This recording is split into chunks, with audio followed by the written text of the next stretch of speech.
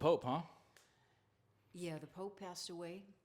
Um, when we're recording the show, it's a day or two afterwards, and we just wanted to acknowledge that and offer prayers and blessings.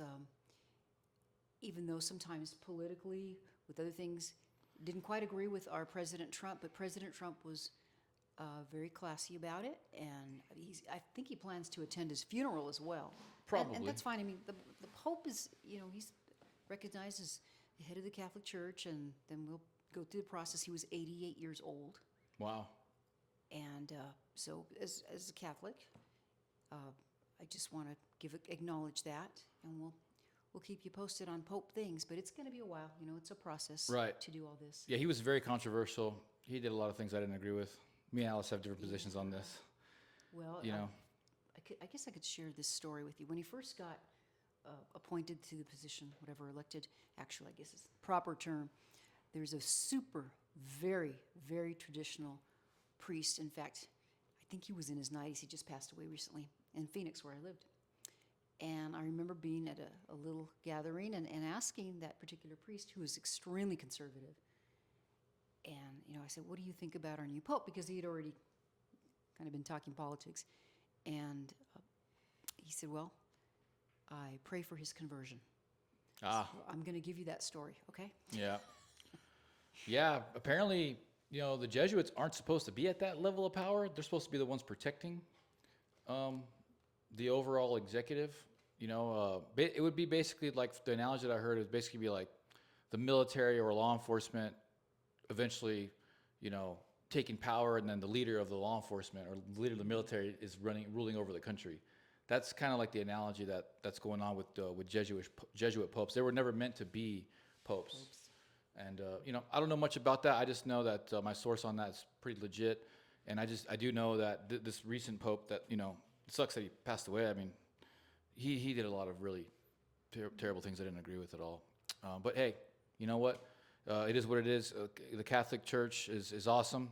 I still go to Catholic Church, and they do attack people who go to Latin masses. Still, there's something about Catholics that attend Latin mass that the government and the system, the matrix, really doesn't like. And the people that I know that attend Latin masses are amazing, hardcore, American, high achievers, just beautiful human beings. I mean, seriously, some of those beautiful humans I've ever met were these Latin Catholic-based individuals. So, there's always something going on in the background, things that we don't know. We only know so much as a society, as we're all learning now.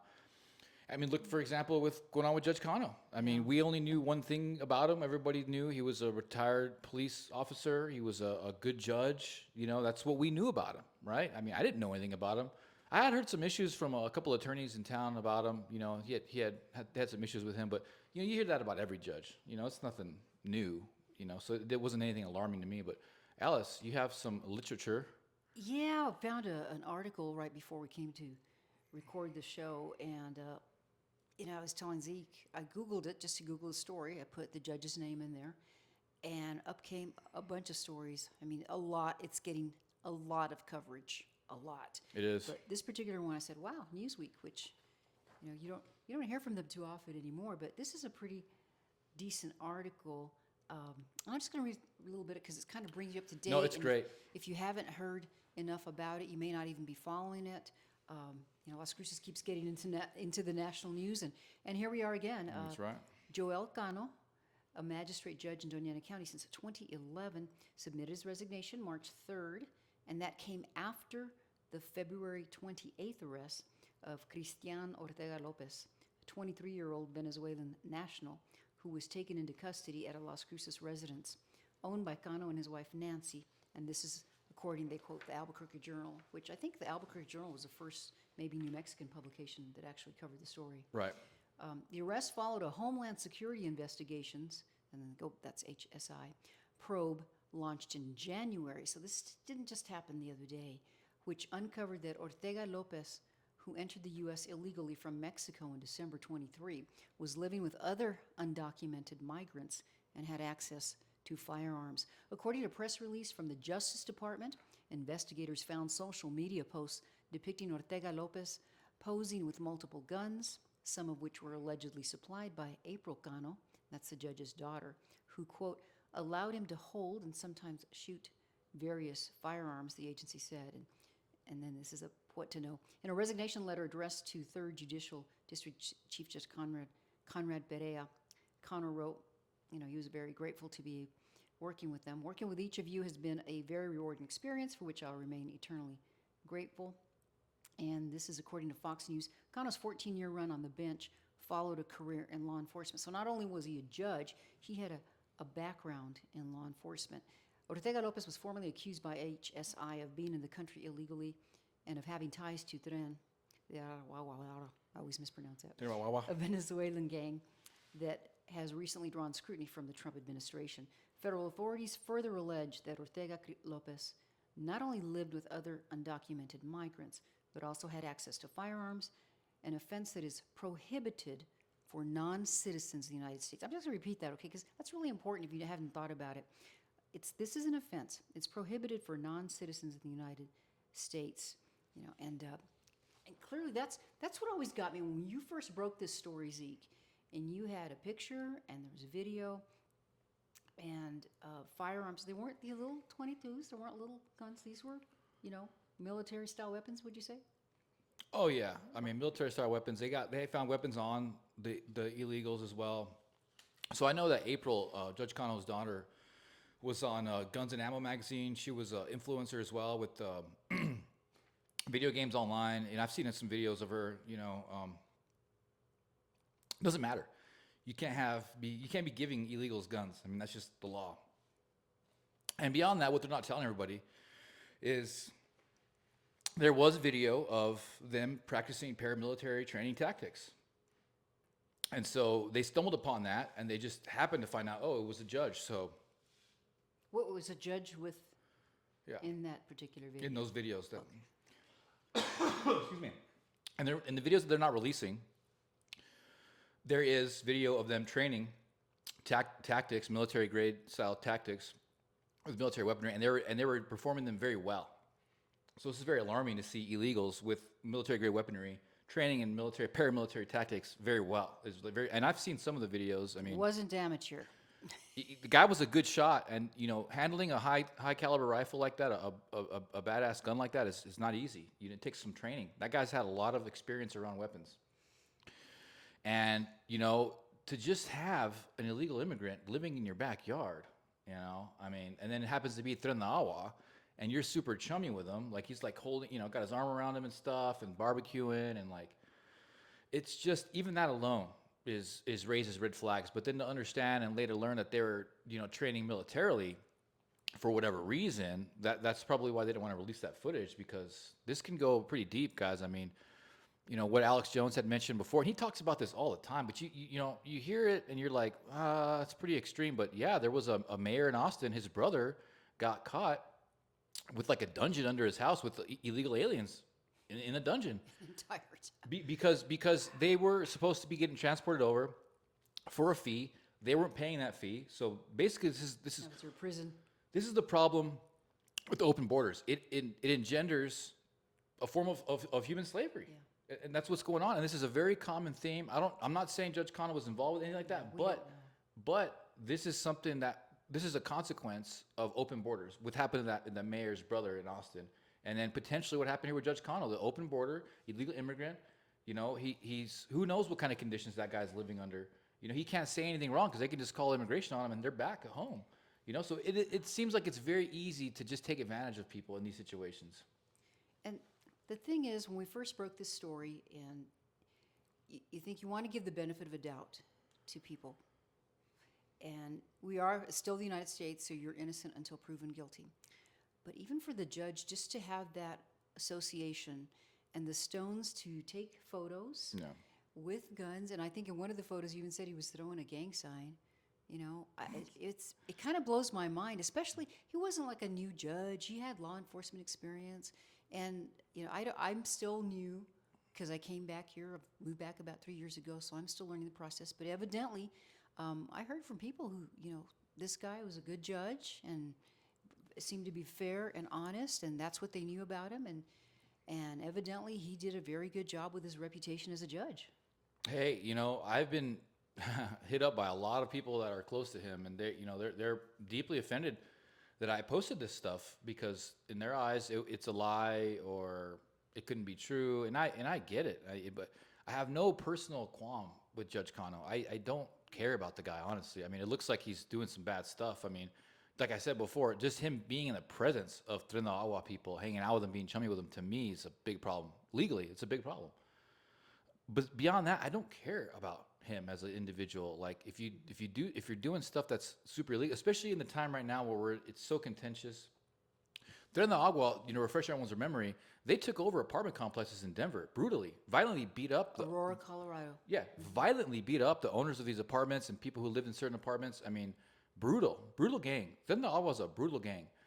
So why would you want to be hanging out with them? And then, allegedly training them in paramilitary tactics. That is just, hey, I'm glad we broke this story. I don't fear much anything as far as I'm concerned. I'm good with God. Like I can die right now. But this needed to come out. The truth needed to be told. And we need to understand what's really going on here. Well, and it's actually being covered now. And as you can see, that's why I wanted to read you this story, because it gave a pretty good little background of it. And this thing kind of started back in January, where they were doing investigations. And what's interesting to me, so we're April now, so it's taken a few months. When people start getting very impatient with the way maybe some part of the Trump administration is happening, these things just don't happen overnight. It takes investigations, and so just kind of be patient with things too. So we're going to watch this story for you. Is there any update that you have that you can tell us? Well, I mean, because this is the deeper stuff. I mean, Maduro from Venezuela, he came out and publicly said that Tren de Agua was controlled by President Biden's administration. They had done a deal with President Biden to ship them back to America. Okay, and they are now considered a terrorist organization because apparently Tren de Agua, much like MS-13, was going to be sent here to terrorize Americans, to have a violent uprising over this summer. They're going to try to crash the economy, which they've been trying to do. The Fed won't lower the rates. And then once the economy's crashed, they can do this, huge violent uprising in the inner cities with these Tren de Agua members. And I know that they asked the black gangs in Chicago and other cities to participate with these Latin American gangs. They said no. They didn't want anything to do with it. So shout out to the black gangs in America. They didn't want to have any part with basically treason. This is basically treason. And it's all going to come out. You can fact check me all you want. This is President Maduro is on record. He's on video talking about this stuff in Spanish. How, hey, we were just doing what President Biden told us to do. They worked a deal with President Biden to send Tren de Agua back over here to America. So there's some shady stuff going on with this gang and globalists. And then now we have our own local judge here who seemingly was a great guy. Seemingly was a great guy. According to a lot of people, it's reputation. He was. But, it's not hard to live a double life. That's all I got to say. And let me just read this last part, too, of this article. It's interesting. The Department of Justice has confirmed that Ortega Lopez and 3 other Venezuelan nationals were arrested in a broader operation targeting illegal possession of firearms.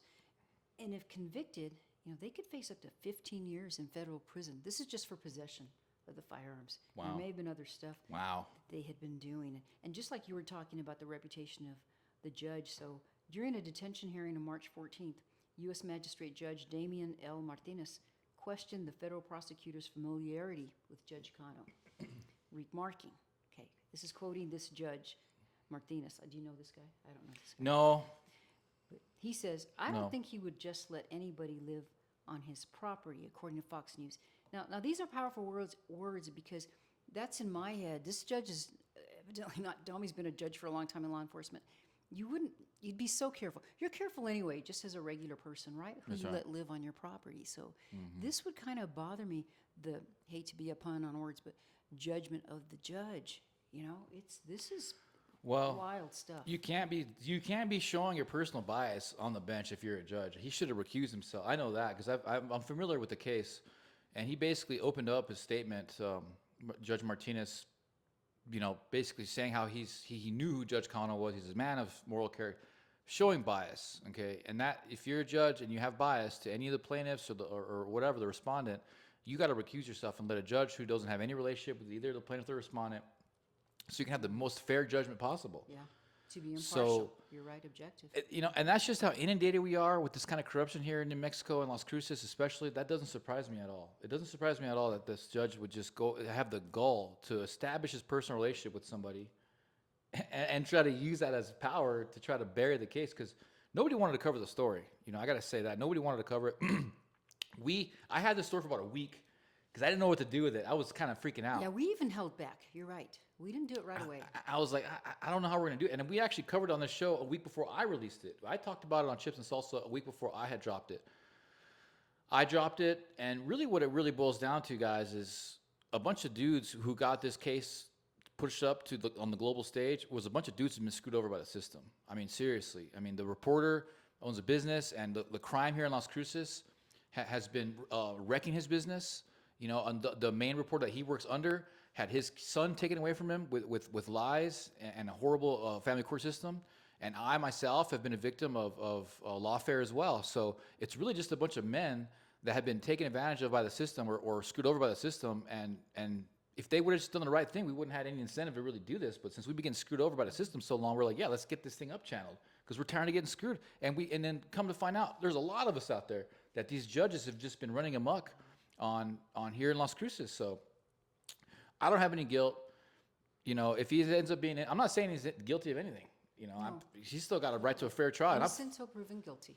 Firm believer of innocent until proven guilty. He may well be innocent, but on the face of it, he does have illegals with weapons and firearms, and he is affiliating with Tren de Agua gang member, at least one member. It's going to be a very interesting story to watch. And on the same lines of Las Cruces and the problems we have here with crime and execution of the law, this could be good for us because the spotlight might be on our state. We're only 2.2 million people in the state. And as I understand, I think that I read that our governor, Michelle Lujan Grisham, she will need to appoint a judge to replace. And that's interesting how all that works. She's got a lot of power. She does. The governor has tremendous power.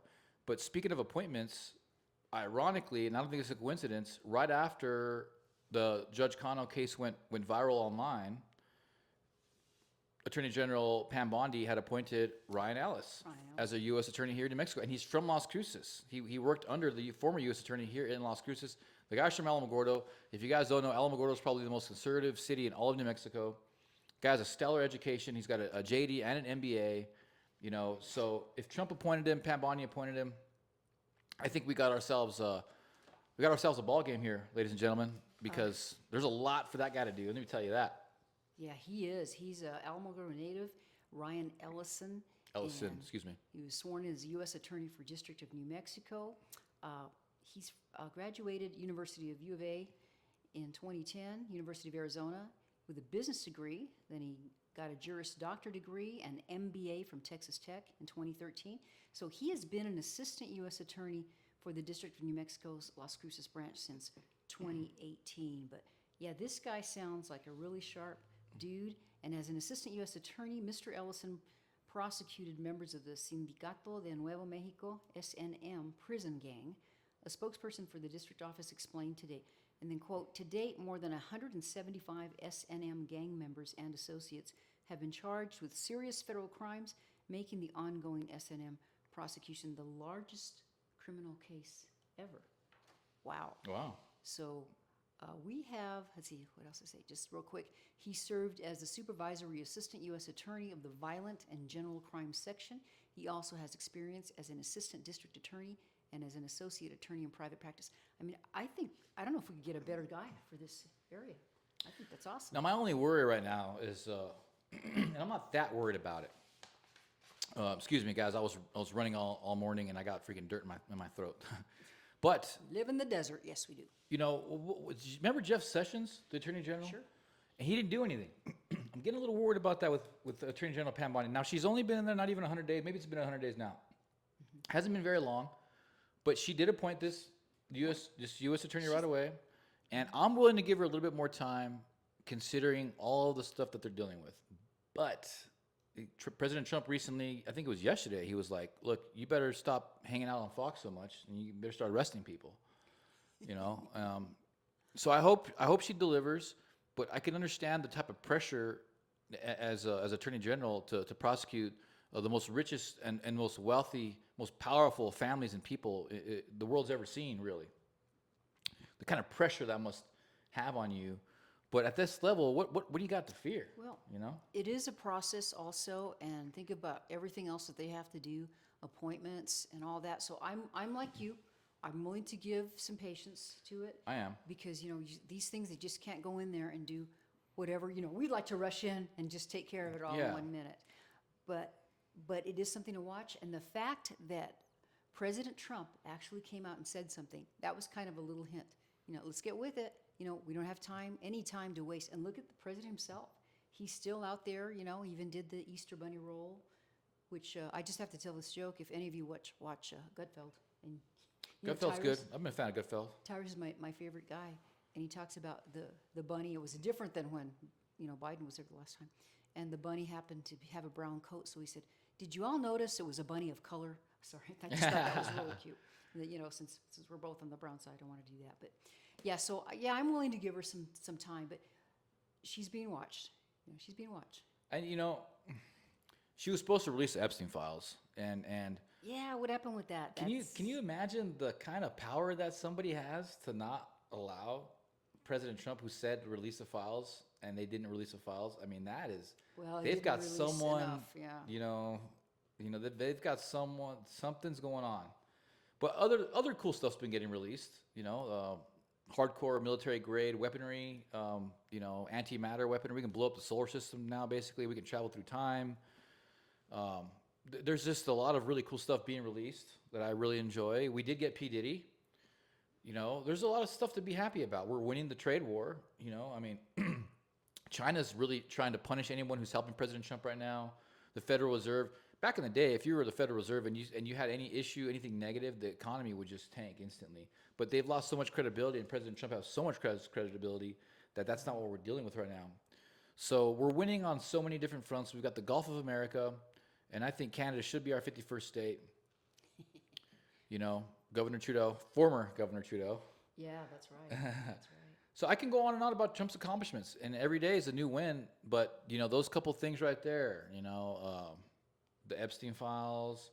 We got this Judge Cano stuff going on now, which, hey, apparently it's a very common thing for Democrat judges and Democrat lawyers, immigration lawyers, to be exploiting these illegal immigrants, giving them fake social security numbers, getting their benefits, and they usually end up with nothing, apparently.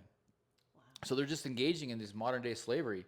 And that's happened in other states around the country where they've caught them doing that. I wonder if that's what's going on here in New Mexico. Probably. Alex Jones did say that this is a gangster, globalist-run state. Like, this place is one of their safe havens.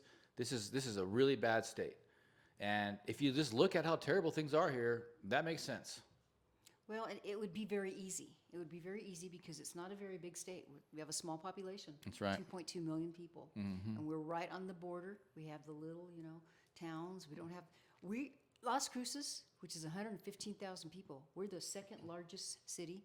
It's Albuquerque, Las Cruces, and probably Rio Rancho and Santa Fe. Yep. But, these are not large cities. They really aren't. They're more like communities. So it doesn't surprise me in a way. But I'm trying to see that this big negative, Zeke, will become a positive force in this day and age. Am I too hopeful? No, that's what it's all about. It's about turning negative into positive. That's exactly what's going to happen. However, if I'm not mistaken, and I've just learned this through life, you find a rock, keep digging, because you're going to find a mountain. So, this is going to be the gateway to a lot of other stuff that's going on in this state. I know that for a fact. Keep And it's searching. just, And the bummer with us down here, we don't have a lot of media, and we always say that's why we do this podcast. like zero media. And the coverage is very weak. We have to depend on El Paso. And, they do a fairly good job. They try to cover Las Cruces, but really, El Paso's a big city. El Paso's over 500,000 people, right? Yeah, like For 600 something. And 600. they're right on the border. So they got plenty of their own stuff to cover. So just, thank you for hanging with us. And thank you, Chipsters, for sharing this podcast. And I know you guys send us a lot of stuff and stories and links, and that's wonderful. Please don't stop doing that. No. If I don't completely get back to you about it, that's okay. I did see it. I just didn't have time to do that. But keep it along this same, lanes of immigration, It's illegal it's a big deal. immigration. It's a big deal. It is huge, and I have to mention, I'm sure all of you have, I'm sure a lot of you have seen it, but this dude, you know how they're trying to rescue this guy Abrego Garcia, and they interviewed his wife, and I think it was even a CNN reporter, and Kilmar's wife, I just love his first name's Kilmar, and the guy said, "Oh, I have to ask you, she put out a restraining order on him." She really did. So Yeah. she got very quiet, and she kind of gets something. I think I wrote it down. She said, "Oh," she goes, really quiet. Then she said, "Mama, my husband's alive. That's all I can say." So she's probably been trained. She may not have been trained by the attorney with that because she hesitated. She didn't give a quick answer. But then I see this headline, and this is from the 21st. Today's the 22nd, right? It says 4 Democrat House members arrive. 4, okay? 4 of our members, because they all represent us, okay, in the United States, arrive in El Salvador to visit MS-13 gangbanger Abrego Garcia. And the Trump admin responds by just asking a blunt question. Let's see if it's got this quote. So their new hero, it calls it their new hero, MS-13 terrorist Kilmar Abrego. And Trump's Department of Homeland Security responded to news of leftist arrival in El Salvador by asking a simple question in a short yet fiery statement on X, and I hope I printed that out. This is what they said. 4 more U.S. lawmakers just landed in El Salvador to meet and shake hands with the terrorist. That's ridiculous. All 4 of them, this is important stuff, all 4 of them voted against the Laken-Riley Act. Why are these politicians putting terrorists illegally in our country over American victims? It should be noted that no taxpayer dollars are being used to fund these 4 leftist little vacations to El Salvador, unlike Van Hollen's. Anyway, this stuff they are so bold to do this. It's quite simple, guys. I mean, gangs have been used as arms of political agendas for centuries. The Praetorian Guard in the Roman days, the KKK, the Democrat Party, Nancy Pelosi called MS-13 her angels, That's on record, and President Bukele from El Salvador is very frank about how... I love that guy. Yeah, who doesn't love that guy? He's great. He's very direct and very frank about what he had to deal with to get his country back, which is now one of the safest countries in the Western Hemisphere, if not the safest. But MS-13 was trained on ritualistic murder and other types of gang tactics in the prisons here in America. So the El Salvadorians would go to America, this is in the 90s, they would get trained on these ritualistic murders and these other types of gangs activities. They would deport them back to El Salvador, and then boom, they were taking over that country. And then they spread MS-13 to like 60 different countries or something like that. So it's been decades long. Tren de Agua is now basically doing the same thing as MS-13. They're they're the top guys now. They've got a lot of funding. Venezuela is a very rich country, a very wealthy country. They have a lot of oil, and they're well funded. I mean, President Obama with Fast and Furious, with all those guns, with Eric Holder, they just ended up missing. What happened in Afghanistan? We exited Afghanistan. We left billions of dollars of our weaponry. Where do you think that ended up in? Hands of ISIS, hands of Hezbollah, hands of all these different gangs and paramilitary activities around the world. So, the war is very profitable, and at the end of the day, they've convinced us that we are overpopulated, and that's on record as well. The World Health Organization, the United Nations, they have said that we are overpopulated, hence the lockdowns and everything that we went through. Now they justify everything they're doing because there's too many of us. And yeah, you can argue that humans suck, but that's because these people have had control of our mindset since we came out the womb. We never gave humanity the chance to fully thrive, in my opinion. They want to destroy us, and that's just the truth. And they talk about that environmental, there's so much population. Yet under the Biden administration, what would you say, 20 million people just came through our borders pretty easily. So yeah, you would think if they're really concerned about that, why would they just bring more people in? Yeah.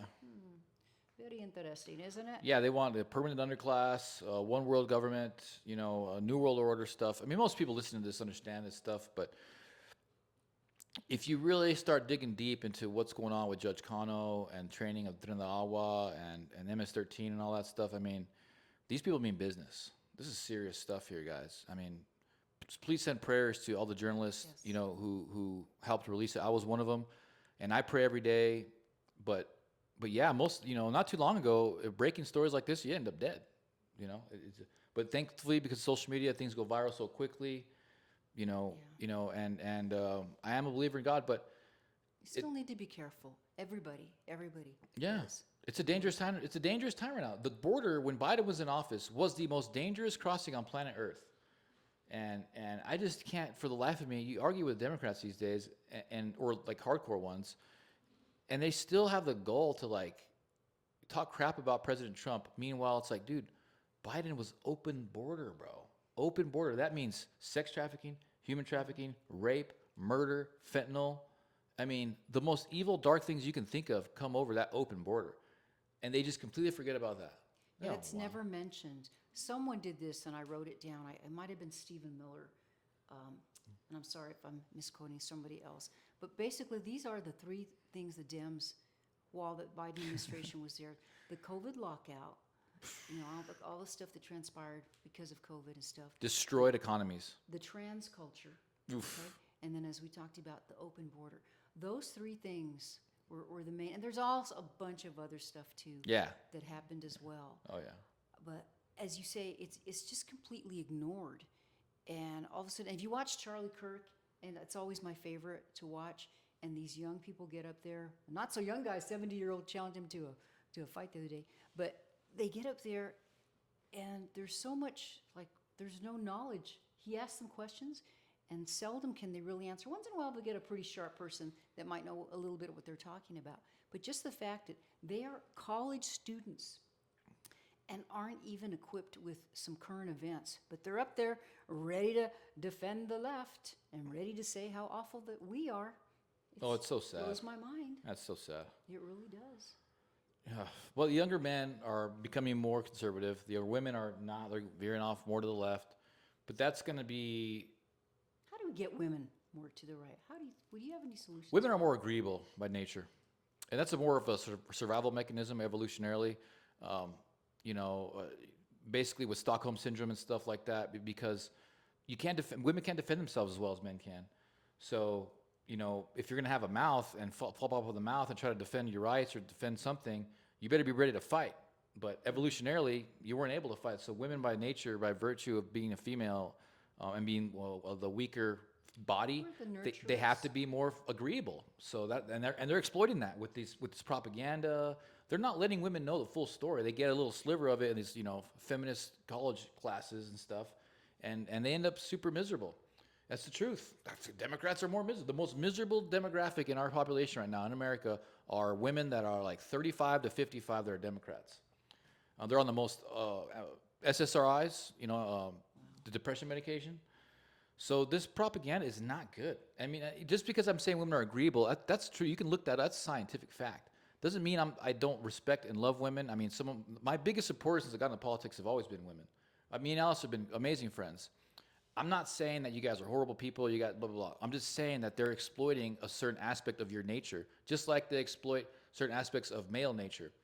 You know, and we can go on about that. Well, and we're the nurturers, women are the nurturers, men are the protectors, and we are more emotional, naturally. You know, we have more, we'll feel sorry for somebody probably, you know, this is how we're built. But Yeah. I really, you know, I've lived long enough that I saw, we did the women's lib thing, and so that way it wasn't looked down if women had a job and they had families, and they did sell us a big thing. Yeah, you can do this, you can be a mom, and you can do this and all this, but well, you know what? It's really hard. It's really not that easy to do it. And that kind of wiped out the families, and I think they're coming back. I feel hopeful because, you know, we talked about as I go to Mass, there are more families that do attend. But it's going to be another little journey, and it's not good for women. Like you say, they're taking more antidepressants, say, because they're so available. And the fact that they sold the bill of goods about abortion too, and this was even during my time, and I won't go through the whole story about being in a child development class and Planned Parenthood coming and just selling us on that idea. Bunch of 14-year-olds, okay? What are you, 9th or 10th grade, about that age? Yeah, And something they like that. did it, and the lie kept on going. The little tiny lie, it starts and says, oh, this is not okay. Well, we've got to make abortion safe. And boom, what do we have now? All the way to no limits in abortion. No limits in New Mexico, nothing. And we're not the only state like that, right? I'm sure. No, there's some other states on the East Coast that are like that. And yeah, just the whole thing about sex, you know, child education with sex and stuff. It was so dumb, and it's like they still don't do a good enough job. You got to be a good parent these days because it's like, look, sex. I know the hormonally when you're that age, it's like you can barely control yourself, but to like groom these kids to like use condoms and use birth control, but not qualify it with like, hey, sex is a serious thing. You don't want to be just chasing pleasure, chasing hedonism your whole life. There's more to life than just chasing pleasures of the body. Just like gluttony. There's more to life than just eating good food all day. That's a very small aspect of your life. What you should be focusing on is developing yourself and being the best version of yourself possible so you can get the best mate possible. And then we can start talking about sex and birth control and all this other stuff. But right now, it's like, why is everybody so sex driven? It's not healthy. It's not good, especially when they're that young. Well, and just like different things, like if you say the F word all the time, okay, every other minute, or you have sex all the time, or do anything in excess, after a while, I think you really don't appreciate it. You True. really don't, because it just it doesn't mean anything after a while. Yeah, it's like chasing the dragon. Yeah, true. It's like that dopamine hit that you'll never get past that initial dopamine hit that was like so memorable, and you're always just chasing it and chasing it and chasing it. And it's like that. Yeah, it's a very good point. Excess. And that's how we're wired, and we're exposed to so much also with our phones, and it's easy access to see anything. I just read a story also, and it's not that far, maybe a couple of miles from where I used to live in Phoenix, but evidently there was just this person walking and told a young man, hey, how you doing? And the guy, I can't even like to describe it. I should have brought the story. He actually started beating on him and pulled one of his eyeballs out of his. Yeah, for no reason, right? Yeah, and the guy's okay, all right, and they did get him. They did get the attacker. What a But that's guy. all he said. He said, I didn't do anything. I said, hey, how you doing? Which, a lot of people do that, especially even here in Little Las Cruces. I have people to do that. It's still a very friendly town. But this poor man now, he doesn't have an eyeball in one eye, and I think he was also hurt too. And then come to find out too, and forgive me for not having the story right in front of me, but I did post it on our Facebook page, and he had some other priors, and it looks like he probably should have been locked up. And they did catch him at least. Oh, and by the way, and so that just tells you how crazy it is out there. So be very careful, no matter what you do. Be very careful. Have your, what do you call that, situational awareness? Yeah. Always have that radar up, no matter where you are. Even if you live in a tiny little small town, you just have to be mentally aware and do your best. And I don't want you to be a prisoner in your own home. This is America. We want to be free. I'm hyper vigilant right now just because of everything that I've been going through. You guys know, I mean, even when I'm running the desert in the middle of nowhere, if I hear one little like crick, I'm like, just because that's just. But I've made that choice to do what I'm doing right now, hanging out with Alice, doing this show, getting deeply involved in politics, exposing corruption. I've made that decision. It's just a dangerous time to be alive either way, It's very true. It's a lot of amazing things coming on, but there's a lot of evil going on. We're going head to head with evil right now, and that's just what we got to do as a species. We're going to end up having to figure this out eventually, and we still might be able to blow up the world. I mean, they might still fire off nuclear weapons, and we might just destroy everything. We're not that far from it, guys. I mean, yeah, just don't get too comfortable. no, You can never be too comfortable. I'm not. Really. And then I do want to give a plug. Zeke set up our Facebook page, so we have a Chips and Salsa Show New Mexico Facebook page. So if you want to go there and like it, we're starting to post more stuff to keep you, informed. Please like it and follow us. That would be great. We're trying to get those numbers up. You also can be a member of the Friends of Chips and Salsa Show, which really covers more Arizona and New Mexico. But I think it's good to have that little partnering. It's community. It's community. We're trying to build a community here, guys. And this is something that we really enjoy doing, especially when it comes to stuff like this. I mean, who would have known that we would have been a part of a global breaking story like this? It is global, yeah. Yeah, I mean, it's talked about everywhere, and Our they're not little going to stop. podcast, this little podcast, yeah. But They're not going to stop. I mean, the U.S. attorney here now is from Las Cruces. I'm sure he knows Judge Cano. you know? And again, like we always say, okay, this is a story we know about. What are the other things we don't know about?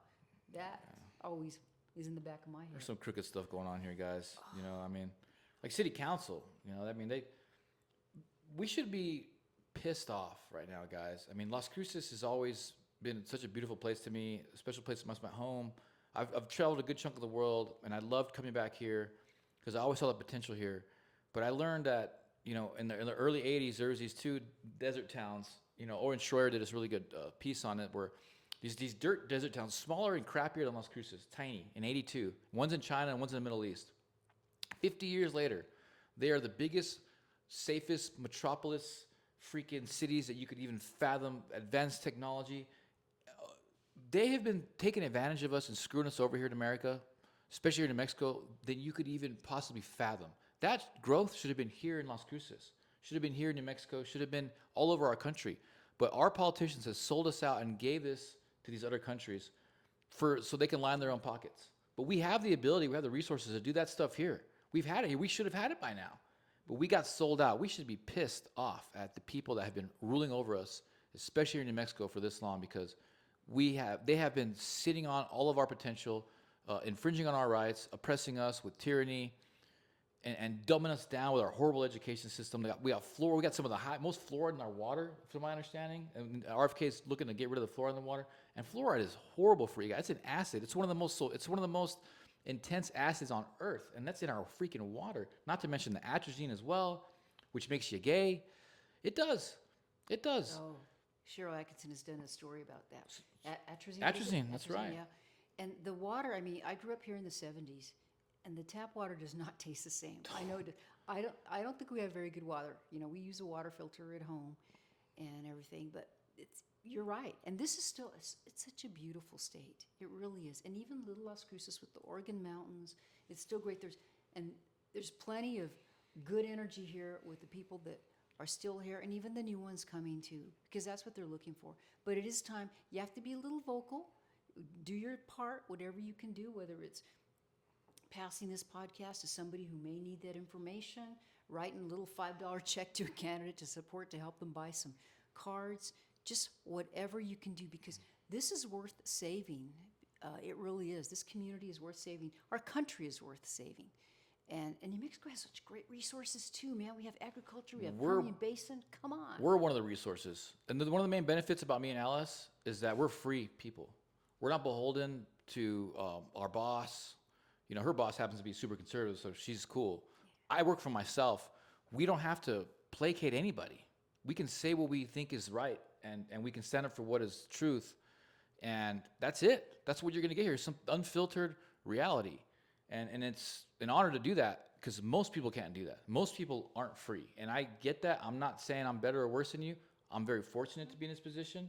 But you're going to get unfiltered, uncensored news here in Las Cruces and New Mexico and globally through me and Alice. We've both been doing this for a while. You know, I've been doing podcasting for a little bit, but she's been doing this for a very long time. And you're just not going to get this anywhere else, because everyone else has to be beholden to their boss or blah, blah, blah, blah, blah. No, we don't play that game. If we're going to criticize city council, we're going to criticize city council. And it's us. You know, we represent us. Us, yeah. Me, Zeke, her, Alice. And we can criticize whoever the hell we want, because that's what it is. We should be criticizing President Trump, too, if he screws up. Yeah. And I do criticize President Trump when he screws up. I didn't like his position on the vaccines when they first came out at all. Yeah. But, you know, I do cost-benefit analysis. He's doing more good than bad, so, you know, I'll hang in there. And the one thing about that and the vaccines, you know, he had to rely, it was his first presidency, and man, this thing happens to you. It hadn't happened in over 100 years. And he was relying and trying to trust people. But now this is the benefit of him being away for 4 years and coming back. And I don't think, you know, his patience for people, he's going to try to get the best people in there, which I think he has tried to do. And if they don't do their jobs, I think it's going to be okay. Bye-bye. Yeah, hire quick, fire faster. I love that mentality. You know, it's the truth. It's sometimes you just got to do it. But so Trump on the COVID thing and the lockdown thing. I mean, you know, real quick, because they're not censoring lockdowns anymore. I noticed that. And you've got some new information on COVID. Yeah. They're releasing, yeah. Well, since they're not censoring lockdowns anymore, let me roll up my sleeves. That was a dumb mistake. That was the dumbest thing that we could have done as a state. As a Democrat state, Michelle Grisham, Horrible, horrible decision. And it was really a prison here, wasn't it? 2 years. It was really bad. We were on down 2 years. We were like the I last couldn't even state. come visit family here, man. It was bad. It's awful. And I had these horrible stories of people couldn't visit their parents as they're passing away. They, that's so depressing. And that was a horrible idea. And I would love any Democrat who's still a Democrat to tell me that was a good decision and have that debate and argument with me right now, because it wasn't. It destroyed the economy. It destroyed our children's development. It destroyed our medical. The businesses that it destroyed. It didn't help at all, because the states that didn't lock down thrived. They kicked ass and took names. So that was a horrible decision. Now, President Trump just released some White House stuff on COVID, right? Yeah, they have like a whole website, Yeah. right? Yeah, I perused through it a bit. I heard some Jimmy Dore commentary on it, and basically it throws Fauci under the bus. He was the one that created the virus. He was the one that had ties to the Wuhan lab, and it was his lies that were perpetuated. There is no scientific backing for social distancing. Zero. The only science that comes with masks is that it makes you worse, okay? So the guy is a horrible human being, and And where is he? I mean, we haven't heard from him or seen him anywhere, have we? well, they pulled his clearance, I know that, and they took away his security detail as Should've well. been. And he was pre-pardoned, right? Didn't Biden say you're going to be pardoned? You can't pre-pardon anybody, but But yeah, I think I know threw they that tried out, to but, pre-pardon him. that's what he did. And that alone, that set up a red flag. He was worried about him. You're gonna pardon someone for a crime they haven't even committed yet. I mean, could you be any more incriminating, self-incriminating? And then remember too, he made so much money. He was one of the highest paid government dudes. Yeah, but he was Right. highest paid government dude, and then he had shares in all these vaccine companies. Could you be any more corrupt? And then Bill Gates is now one of the most unpopular. He's about as popular as death now. People hate Bill Gates, and his ex-wife was out on TV the other day talking about how horrible a human he was. He can't be trusted. Right. So Sunlight's coming out. these were the people that we were listening to for the lockdowns. We weren't. We weren't. Some other people were. It wasn't us. And it's I can't wait to see justice on that end. Hopefully Pam Bondi comes through. I don't want to get mad at her. I don't want to not like her. No, we're going to pray for her and hope that just keep doing your job. That's all she can do. And she's got a lot going on. We understand that. So But it's very important. in her defense, we don't want to be like a communist regime where they just go in there and just bust people's doors down and throw them in jail or execute them like that. That's not the American way. We're going to go through the Constitution. They're going to have their right to a fair trial. They're innocent until they're proven guilty, and then we go ahead and let the system do with it what they may. That's the way it's going to go down.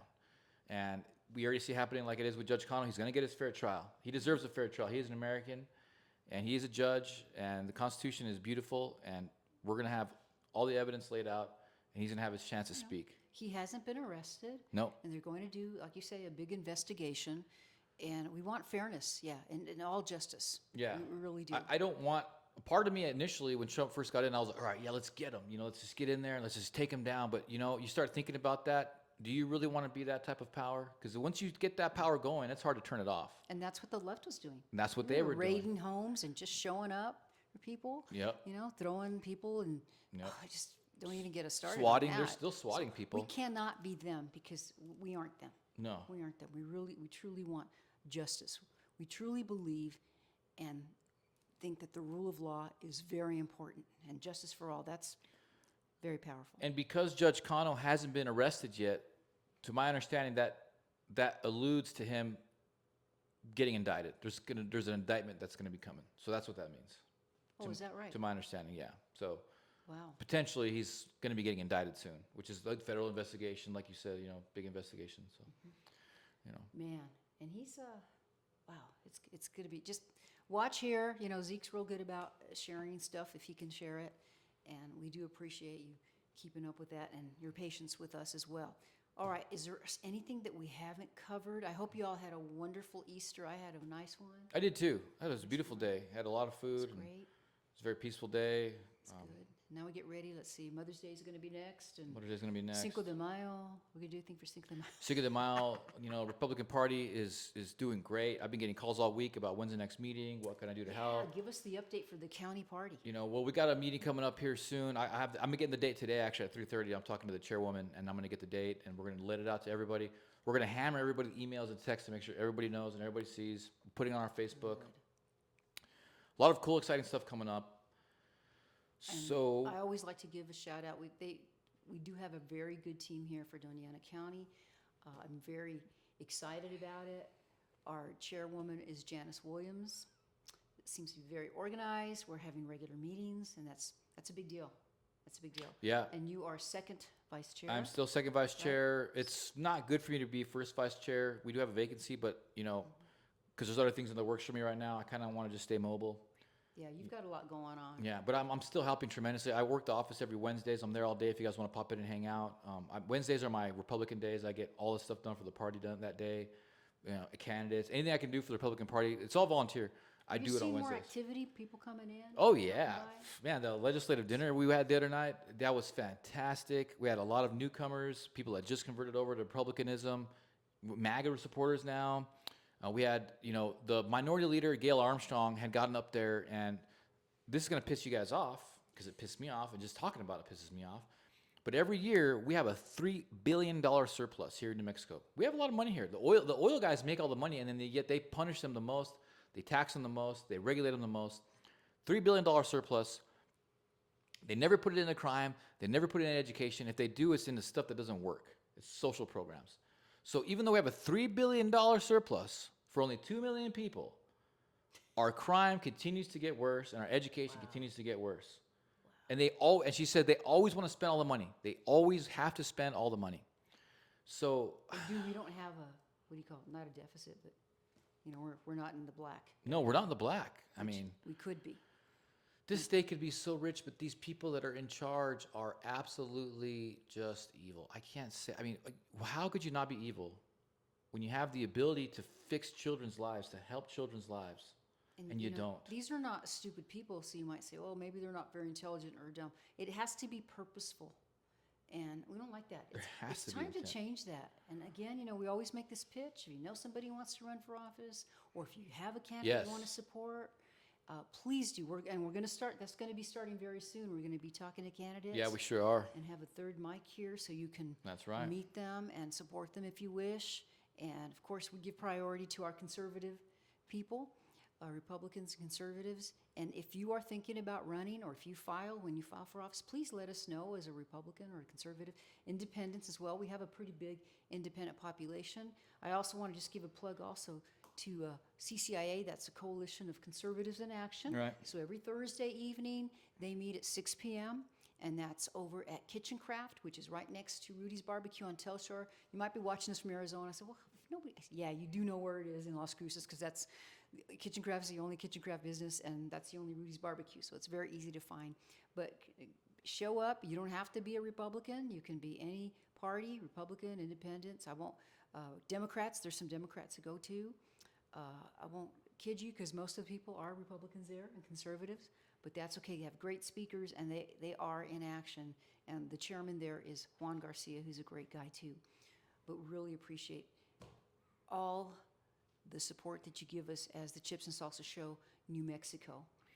Can't say enough. Yeah, and shout out to President Trump. That's why I bring out the Trump hat today, the MAGA hat, because if it wasn't for President Trump, this whole thing with Judge Cano would have never been happened. It had never been possible.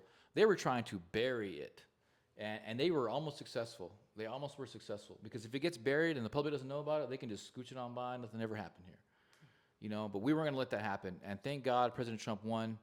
He is basically saving the world right now, is the way I see it.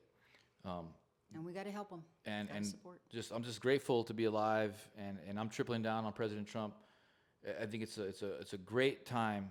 We should be celebrating as New Mexicans right now, because we found out who that GOP firebomber was. We're going after corruption. Chairwoman Varela is kicking ass and taking names. We got our new U.S. attorney, who's a Republican, in there.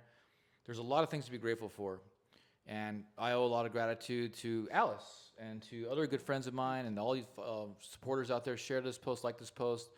We're going to keep it coming. We're going to keep bringing the fire to you guys. Back at you, Zekinator. It's true. Yeah, I guess, is there anything else? Anything else we're missing? I'm trying to think if there's anything else. We just want to thank you as always. And, our viewpoint, we got the boomer here and the millennial there.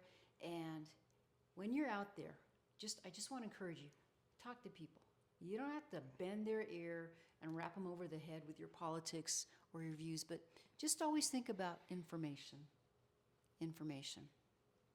Yeah, I think the main thing is I think a lot of people are already kind of sold on being a conservative stuff. You know, push them to the Republican Party here. We've got a ton of events coming up, fun stuff, cool stuff. You know, the National Day of Prayer is coming up on May 1st. We're going to have a local big time pastor come and give a prayer for the Republican office. And we're going to be doing prayer every month there. The first Thursday every month, we're going to have prayer there at the office. And the last Thursday of every month, Chairwoman Janice Williams will be doing a coffee and conversations with her. So send them to us. If you guys are interested in being a conservative and helping out with the movement and the Republicans here in Las Cruces, come hang out with me on the first Thursday of every month. I'll be there at the prayer, or hang out with Chairwoman Janice Williams, coffee and conversations with her. We got a bunch of cool stuff, and just come hang out. You know, we got games this Friday. Starting at 6:30, we're going to be doing free games, donations encouraged, and I'll be grilling out as well. So just come out. We actually got a cool guy at the legislative dinner who just stumbled into the Republican office. He was getting some donuts. There's a donut shop next to our office, and he saw the nice, cool things that we have in the front of the office now. Stumbled in there. He said, "Hey, I'm a Republican. How can I get more involved?" You know, and I he love he that. bought a ticket to the legislative dinner. He's a younger guy too. He's in his early 30s. Wore his MAGA hat, and we had a great time. I'll sit next to him the whole night at the legislative dinner. That is what it's all about right there. I love that. What's the name of it? It's Bosa Donuts or something? What is that? It's I think it's Boba Oh, donut, Boba. Boba Excuse me, donuts. pardon me Yeah, about that. But that's, a good marker to find the office. yeah, great right. donuts. They got great donuts, and Well, thank you for doing that, and back at you, good friend. so yeah, we raised $15,000 that night. Shout out to Rochelle Swafford. Did a great job getting the event filled up. You raised a lot of money. We need $24,000 to pay for the whole year. So we're almost at our yearly goal. And then when we get past that 24,000, we're gonna start investing more into candidates, into getting people registered, other cool stuff. So stay tuned. We'll be doing another big event just like that here, probably within the next 3 or 4 months, next quarter. Good. And just don't miss it. Don't miss it. We had a freaking blast this last time around. We were taking pictures and video, and everybody was hugging. We were all laughing.